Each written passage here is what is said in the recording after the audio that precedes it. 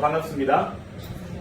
오늘은 이제 대중 미팅의 주제를 생각의 변화 쪽으로 조금 한번 방향을 잡아 보겠습니다. 생각의 변화. 우리가 이제 회사가 가지고 있는 여러 가지 전략 중에 이제 크게 바뀌는 전략이 좀 있어요. 자, 지금까지 우리가 이제 주된 사업의 포커싱을 전국에 있는 204개 대점 사장님들이 가맹점을 모집하자가 우리 이제 전체적인 컨셉이었죠. 그죠? 방향이었으면 이제 롯데카드가 출연하고 롯데카드가 지원되면서 이제 일어나는 전체적인 변화가 어떻게 일어나고 있냐면 굳이 말 안 듣는 가맹점을 유치할 필요가 있나?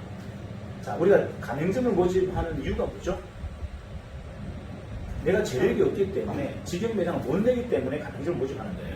자, 그런데 우리가 지금 롯데카드가 1인당 얼마? 3,600개. 인테리어까지 대점들은 저희가 지원합니다. 자, 그럼 한 5,600 정도 지원하는데 사람의 수에 제한이 없어요. 자, 그러면 자, 우리 변 사장님은 본인 주위에 아는 사람 몇 명이죠? 아는 사람 몇 명이에요? 연 사장님. 네. 아는 사람 몇 명이에요, 주위에? 아는 사람이요? 본인이 영향력 속에 있는 사람. 30명 되겠죠? 30명이면 얼마? 1억 5천. 1억 5천이 아니죠? 15억인가? 그죠? 네, 15억. 15억까지 융통이 가능합니다. 그럼 우리가 정확하게 매장, 뭐죠? 직영 매장을 20개, 30개까지 낼 수 있죠. 자, 그렇게 된다면 이제 대점의 신분은 뭐가 됩니까? 이제는 여러분들 이제 기업의 CEO가 되는 거예요. 다시 얘기할게요. 여러분이 지금까지 가맹점만 모집하는 구조였으면 사실 여러분들이 그냥 신분이 좀 애매했지만 자, 내가 직영 매장을 10개, 20개를 관리할 수 있는 정도의 규모다라고 한다면 여러분들은 어지간한 기업의 CEO가 된 겁니다. 자, 그게 지금 현재 전체적으로 바뀌어지는 현상이에요. 자, 그런데 이제 여기서 우리가 한번 정리할 게 있습니다. 자, 많은 사람들이 받아들일 때 이렇게 합니다. 대표님, 대리점은 그냥 대리점 코드만 내면 알아서 가맹점이 모이는 거 아니었어요? 자, 이렇게 얘기합니다. 회사가 알아서 가맹점을 모집해 주는 거 아니에요? 라고 했습니다. 자, 다시 얘기할게요. 설령 그런 이야기를 누군가 했을 수도 있어요. 자, 하지만 여러분들 약속이라는 것은 항상 상호간의 약속이지 일방적인 약속이라는 게 없습니다. 자, 예를 들어서 자, 신입이 들어왔어요. 네가 일 잘하면 이사까지 승진시켜줄게. 자, 이사까지 승진시켜줄게 라는 것은 약속은 맞아요. 하지만 전제 조건이 뭐죠? 업무를 충실히 잘해서 누구보다 탁월한 능력을 발휘했을 때라는 전제가 이미 깔려있는 거예요. 자, 무슨 말이다? 자, 회사가 대점 코드를 내면 가맹점이 쉽게 유입되도록 해드릴게요 라는 것은 뭐죠? 여러분들이 어떤 역할을 했을 때라는 게 전제가 되어 있는 거지. 그걸 말을 안 했다고 해서 그게 일방적인 약속이다 라고 얘기한다면 그거는 무지한 행동이다. 무슨 말인지 이해가세요? 자, 자본주의 사회에서 서로의 약속이 상호간의 약속이지 어떻게 일방적인 약속이 됩니까? 자, 기계 닦을 때 산 걸로 그냥 가맹점을 알아서 그냥 50개, 100개 채워주고 한 달에 한 6천만 원 재분에 나오게 만들어준다. 그런 약속은 있을 수가 없는 거예요. 거기에 역할을, 일정 역할을 했을 때란 전제가 항상 깔려있는 겁니다. 자, 다시 얘기할게요. 약속이라는 것은 상호간의 약속이지 일방적인 약속이 아니다. 자, 그걸 약속 불행이다 라고 하는 것은 그것은 바보 같은 생각이다. 자, 이게 약속 불행인지 전략 수정인지를 여러분들 정확히 판단하셔야 돼요. 자, 약속이 불행은 뭐죠? 분배의 축이 이동됐을 때가 약속 불행입니다. 다시 얘기할게요. 분배의 축이 이동됐을 때가 약속 불행입니다. 여러분한테 제금의 8%, 6% 주기로 했던 건 제가 5%만 가져가라 하는 게 약속 불행이에요. 이해가시나요? 네. 자, 독점권을 줬는데 독점권을 없앴어. 이게 약속 불행이에요. 자, 그런데 만약에 우리가 지금 똑같은 얘기죠. 카드가 열렸어. 자, 카드가 열려서 지금 뭐 한다 우리? 이제는 가맹점 모집이 아니라 직영 구조로 가자. 그러기 위해서 위탁 경영을 맡길 전문 점장을 좀 키우자. 라고 하는 것은 이건 약속 불행이 아니고 뭐다? 계획 수정입니다. 이해가나요? 네. 그 여러분들이 사업가적 입장에서 본다면 이건 당연히 계획을 수정해야 되는 겁니까? 원래 계획대로 가야 되는 겁니까? 계획 수정이요. 수정해야 되는 거예요. 자, 이걸 여러분들이 정확하게 구분하셔야 돼요. 내가 그냥 노동자고 직장인이면 여러분 입장에서 약속 불행이라고 이야기할 수 있어요. 하지만 여러분들이 사업가라면 이건 약속 불행이 아니고 뭐다? 계획 수정입니다. 다시 하나 정리할게요. 자, 옛날에 제가 어떻게 약속을 했냐면 여러분한테 12월까지 204개 대점이 다 마무리가 되고, 그리고 1월, 2월 두 달 동안 대점을 특수교육을 육군사관학교 4년 10개월 훈련을 두 달 안에 마스가 된다면 제가 3월 달에 TV 광고 하겠습니다고 했어요. 맞나요? 맞아요. 그 전제 조건이 뭐였죠? 충분한 준비가 끝났을 때, 이해가나요? 우리가 광고비라는 게 1억, 2억 들어갈 것도 아니고 수십억 들어갈 텐데 아무런 준비가 안 된 회사가 광고를 때려보내면 어떡합니까? 이거는 강력한 전력 손실이에요.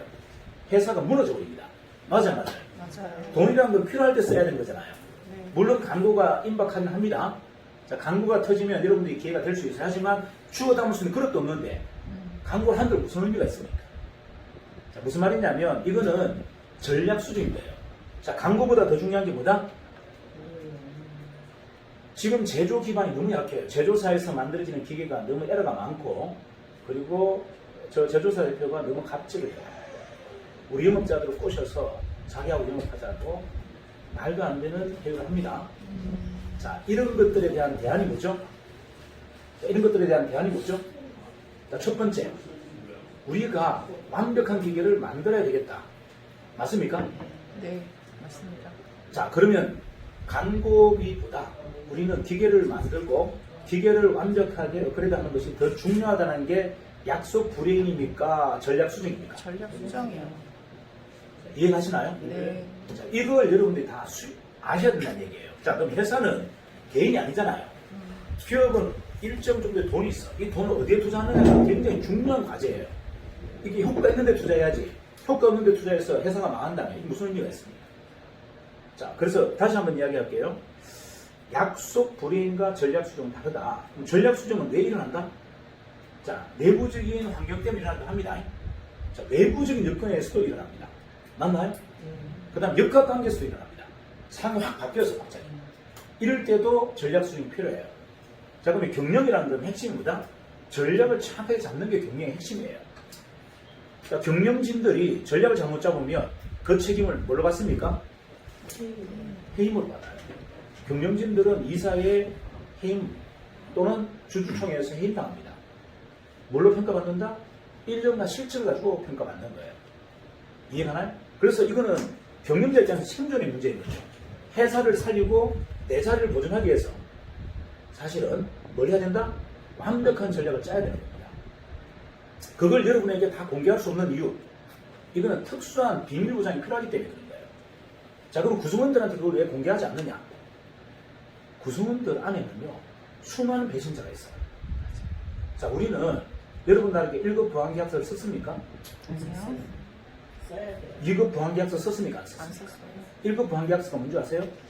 만약에 보안이 유출되어서 우리가 손해를 봤으면 그 손해에 대해서 100배를 보상합니다. 여러분 평생 갚아도 못 갚는 그 부채를 이렇게 당기는 게 이게 비밀계약서예요. 이해가나요? 그 이후에 쓰기를 바랍니까? 아니잖아요. 그래서 뭐다? 아무에게나 회사의 전략을 함부로 공개할 수 없는 거예요. 자, 그걸 공개하지 않았다고 회사가 뭐다? 투명하지 않다. 회사가 마음대로 한다? 이게 말이 되나요? 회사의 투명성은요, 회사는 투명성이라는 것은 누구한테만 허용된다? 이사진들한테만 허용되는 겁니다. 이사진들이 대표이사한테 투명하지 않다고 할 수 있는 자격만 있지, 일반인들은 대표이사한테 투명하지 않다고 얘기할 자격이 없어요. 왜? 핵심적인 보안사항은 이사한테만 공개하게 돼 있어요. 그리고 이사들만 1급 보안 계약서를 쓰는 거예요. 그래서 대리점들이 격화시키는 게 아니고, 대리점들하고의 관계에서는 저희가 보안 계약서를 쓰지 않았고, 회사의 핵심 보안을 함부로 유출할 수 없기 때문에 공개하지 않는 겁니다. 무슨 말인지 이해하시죠? 투명하지 않은 것이 아니고, 전략에 대해서 사전에 뭐다? 공개하지 않는 이유가 어떻게 있다. 자, 이거를 그러면 여러분들이 잘 보세요. 자, 이사들이 누굽니까? 본부장님들이죠. 자, 본부장들에게 제가 다 소통합니다. 그리고 언지를 주죠. 이거는 대리점들에게 가급적이면 전달하지 마세요라고 합니다. 이해가나요? 그걸 여러분들이 알아듣게 설명하는 것은 그 본부장의 지혜와 능력이에요. 근데 어느 본부장은 그걸 알아듣게 굉장히 편안하게 설명합니다. 어떤 본부장은 무슨 말인지 알아듣지 못해요. 누구의 문제죠? 본부장의 차질의 문제예요. 자, 그리고 초심이라는 것을 다시 한번 정리해 볼게요. 초심이 바뀌었다. 초심이? 그럼 초심이 뭔가 같아요? 참고만. 자, 제가 초심이 흔들렸다면요. 저는 옛날에 저하고 같이 했던 사람들 다 잘랐어요. 자, 초기에 했던 사람들을 제가 그대로 뒀습니다. 지금 우리 이사진 안에도 옛날 본부장들이 있어요. 잘랐는데도 제가 제명 안 했어요. 왜? 이사로 남아있지 않으면 나중에 제가 유공을 돌려줄 방법이 없기 때문에 그래요. 자, 무슨 말이냐면 초심이 흔들렸다는 것은요.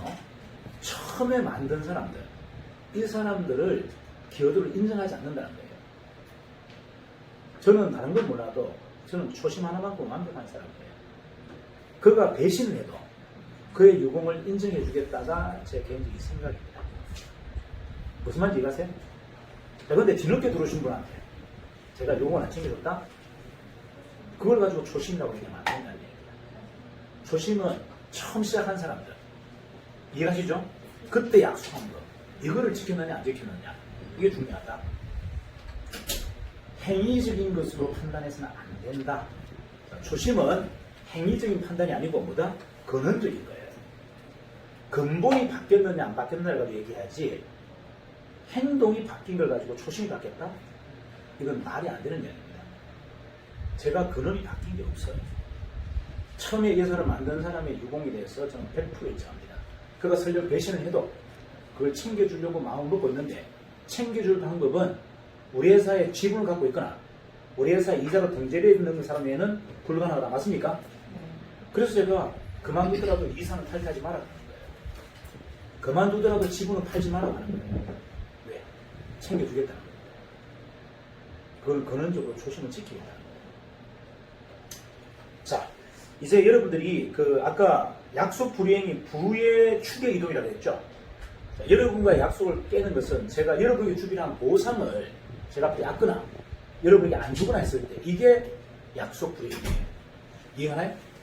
이거 아니고는 여러분들이 저한테 약속 불이행, 투명성을 이야기하면 된다 안 된다? 안 된다. 안 된다. 이거 권한이 없어요. 그걸 할 수 있는 권한은 없습니다. 그걸 어겼을 때 여러분들이 투명성과 약속 불이행을 이야기하셔야 된다. 이해가시죠? 자, 그러면 회사의 방향성은 뭐냐? 자, 지금 본부장님들 중에 회사의 방향성과 일치하는 분이 있고 회사의 방향성과 전혀 정반대에 서 있는 분이 계세요. 그럼 여러분 스스로 한번 점검해 보세요. 자, 내가 과연 내 구성원들을 회사의 방향성과 똑같이 이렇게 일치시키는지 아니면 회사의 방향성과 전혀 정반대로 여러분들이 방향을 잡았는지를 여러분 스스로 한번 점검해 봐라. 첫 번째, 회사의 방향은 뭐다? 회사의 방향은 뭐죠? 본인이 주도적으로 회사의 운영자가 되어라가 핵심이에요. 우리 회사가 회사가 아니라 누구? 바로 여러분이 뭐다? 기업체 CEO의 마인드를 가져달라는 거예요. 그렇게 여러분들이 주도한다면, 욕심을 낸다면 저는 다 채워드릴 수 있다.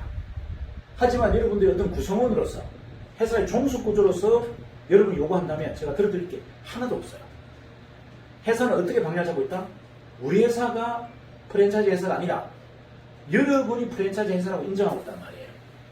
그게 맞도록 모든 걸 준비하고 있는데 여러분이 그냥 회사의 구성원이야. 그냥 정규 스텝이야. 그러면 제가 도와드릴 게 하나도 없다는 거예요. 우리는 그런 회사를 만들 생각이 없다는 거예요. 비대하게 조직이 많은 회사가 아니라 우리는 뭐다?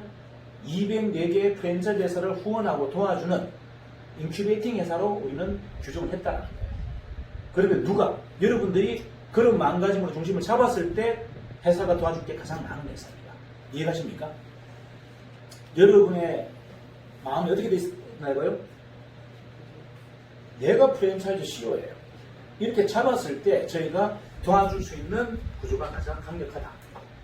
그게 여러분들이 되어 있는지를 본부장님들 점검하셔야 되고 그게 대전들이 안 잡혀 있다면 그걸 세워주셔야 돼요. 자, 무슨 말이다? 본부장 밑에 있는 대점이 아니라 네가 당신이 내 옆에 있는 사람, 내 위에 있는 사람이라는 걸 본부장이 끊임없이 보다 그에게 훈련시켜야 됩니다. 내가 주인이 아니라 당신이 주인입니다.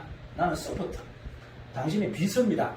이걸 본부장님보다 끊임없이 그들에게 안내해야 되는데 그걸 하고 있지 않은 본부들이 전부 지금 엉망인 거예요. 다시 얘기할게요. 그걸 하고 있지 않은 본부들이 지금 엉망인 겁니다. 제가 얘기했잖아요. 저는 제가 주인이 아니다. 여러분이 주인이다. 회사는 서포트 회사지 여러분을 끌고 가는 회사가 아니란 말이에요. 회사의 모든 전략과 모든 방법과 무기가 다 뭐로 돼 있다? 여러분 후면에서 그냥 지원하는 구조로 돼 있단 말이에요. 근데 여러분들이 내가 기업의 CEO라고 딱 서지 않는데 뭘 밀어줍니까? 밀어줄 게 없는데. 요게 핵심. 두 번째, 통렬한 자기 반성을 하지 않으면 우리 회사에서는 살아남기 어려워요. 자, 무슨 말이다? 통렬한 자기 점검을 해야 됩니다. 이건 본부장도 마찬가지고 회사도 마찬가지고 뭐다? 대리점도 마찬가지. 왜 자기 반성을 해야 되죠? 왜 통렬한 자기 반성? 내 생각이 맞지 않다는 것을 여러분이 인정하셔야 돼요. 자, 무슨 말이냐? 내 생각이 옳을 수도 있어요. 하지만 내 생각이 14분의 본부장보다 대단하지 않다는 걸 인정해야 된다는 얘기예요. 자, 본부장님, 내 생각이 13명의 대리점보다 대단하지 않다는 걸 인정하시라는 이야기예요. 그들의 이야기에 귀 기울이고 그들이 뭘 원하는지를 모니터링 할 수 있는 통렬한 자기 반성, 그리고 이분들을 책임지고자 하는 여러분들의 통렬한 자기 반성이 있어야 된다. 자, 내가 부족하다면 어떻게 해야 됩니까? 유능한 본부장과 네트워킹 해야 되고 그의 젖을 팔아먹어야 돼요. 이해가 가나요? 이게 반성 없이 가능하나요? 자, 자기 반성 없이 이게 가능합니까? 내 반성은 아니는데 내가 백강 본부장 차에서 백 본부장, 내가 정말 좀 도와주세요. 너무 힘들어요. 본부장 도움이 필요합니다. 이런 게 자기 반성 없이 가능하나요? 내가 대단한데 그런 전화를 겁니까? 이해가시나요? 내가 강력하게 누군가에게 프로포즈를 할 때는 뭐다?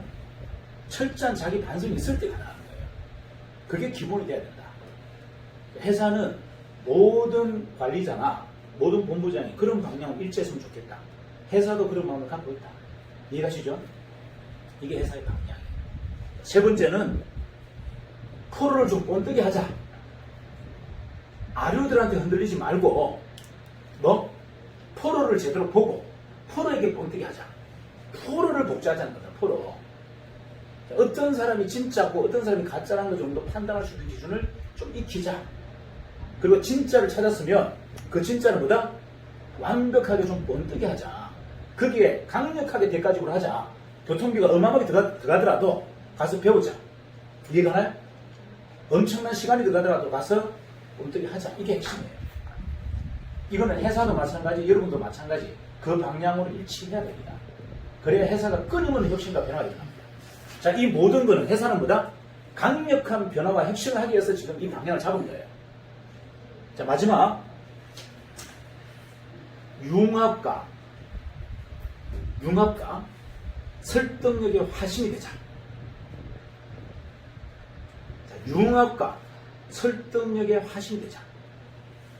제가 여러분들이 말 잘한다고 표현하죠, 저한테. 제가 말 잘하는 게 아니에요. 설득력이 뛰어난 겁니다. 제가 말을 잘하는 게 아니고 설득력이 뛰어난 거예요. 그 설득력은 뭘 근거로 합니까? 상대의 마음을 배려하지 않는데 설득력이 일어나나요? 상대를 존중하지 않는데 설득력이 일어납니까? 무슨 말이냐면 상대가 내보다 위대하다고 생각할 때 설득이 되는 거예요. 내가 대단한 사람이 상대를 어떻게 설득합니까? 상대가 대단한 걸 인정해줘야 설득이 되는 거예요. 자, 지금 일어나는 모든 문제의 근원은 뭐다? 모든 문제의 근원은 뭔지 아세요? 내가 대단하고 상대가 대단하지 않은 거예요. 그래서 융합이 안 되고 설득이 안 되는 겁니다. 자, 그래서 제가 뭘 했습니까? 통렬한 반성이 필요하다. 통렬한 반성을 해야 상대가 대단하고 내가 보잘것없다는 게 느껴져야 그 다음에 융합이 되고 설득이 된다는 거예요. 이게 회사의 방향이에요. 자, 프로 중에 프로가 뭔지 아세요? 진짜 프로가? 제가 규정하는 프로는요, 조직 관리와 운영의 프로를 진짜 프로라고 생각합니다. 조직 관리와 조직 운영의 프로가 진짜 프로다. 실무 능력에 뛰어난 프로는요, 저는 프로라고 인정하지 않아요. 왠지 아세요? 실무 능력은 지식으로 배울 수 있는 거고 돈 주고 살 수 있는 거예요. 자, 실무 능력이란 건 지식으로 배울 수도 있고 돈 주고도 살 수 있지만 조직 운영과 조직 관리는 절대 돈으로 그리고 뭐다? 지식을 배울 수 있는 게 아니에요. 그래서 진짜 프로 중에 프로가 뭐다? 조직 운영과 조직 관리에 능한 프로입니다. 제가 왜 여러분들을 영업자 출신을 모신지를 한번 잘 생각해 보세요. 제가 영업자들을 가장 좋아하는 이유가 뭔지 아세요? 돈 주고 살 수 없는 지혜를 갖고 있는 분들이기 때문이에요. 지식으로 배울 수 없는, 돈 주고 살 수 없는 지혜와 능력을 갖고 있기 때문에 제가 영업자 출신을 가장 좋아합니다. 여러분 스스로가 인정하셔야 돼요. 여러분 능력이 가장 탁월한 능력이고 기업가로 성장하기에 가장 완벽한 무기라는 걸 여러분 스스로가 인정하는 순간 우리 회사는 완전히 점프를 합니다. 제가 인정하잖아요. 저는 영업자 출신이에요. 저는 좋은 스펙도 없고 좋은 민무대도 나온 적이 없고 좋은 뭔가 기반을 갖고 있는 건 단 1도 없습니다. 전부가 뭐다? 현장에서 배우고 현장에서 조직관리에서 경험했던 그 경험밖에 없어요. 근데 회사를 만들었잖아요. 어떤 회사보다 빨리 성장시키고 있어요. 이유가 뭐다? 제가 있지 않습니까? 프로 중에 프로기 때문에 그래요. 이건 돈 주고 배울 수 있는 게 아니고 돈 주고 살 수 있는 게 아니기 때문에 대단한 실력이에요. 그래서 그 대단한 실력자를 제가 모시고 있는 겁니다. 이해가나요? 자, 그러면 여러분들이 이제 정리하실 거는 회사의 방향과 좀 일치했으면 좋겠다. 그 다음에 진짜 프로를 여러분이 찾는 훈련들을 좀 하자. 왜? 내가 많이 부족하기 때문에 진짜 프로가 내 팀에 들어와야 되는 거예요. 내가 아무리 대단하고 지혜가 뛰어나다 하더라도 그런 사람이 10명 모인 것보다 내가 대단할 수 없어요. 이해가시나요? 여전히 나는 내 지혜가 아직 부족합니다. 내가 많이 부족한 사람이에요.